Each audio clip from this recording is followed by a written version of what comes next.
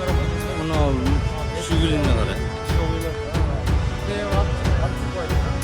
Алдын ала маалыматка караганда кечээ 18 июнь күнү кечки саат 19:00 чамасында Өзгөн районунун Дөңбулак айыл өкмөтүнүн Мичурин айылына кире беришинде жол кырсыгы катталган. Өзгөн райондук билим берүү бөлүмүнүн башчысы Алишер Бакышев эс алууга бара жаткандардын арасында 3 мектеп окуучусу болгонун айтып, алардын бирөө каза болгонун билдирди.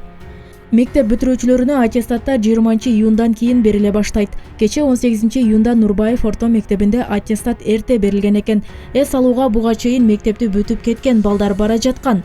Аларга аталган мектептин 3 окуучусу да кошулуп алыптыр, деди Бакышев. Ал эми Өзгөн аймактык ооруканасынан учурда кырсыктан жабыркаган 2 бала дарыланып жатканын билдиришти. Алардын маалыматына караганда балдардын абалы туруктуу. Бир бейтап ооруканага жеткенге чейин эле каза болгон.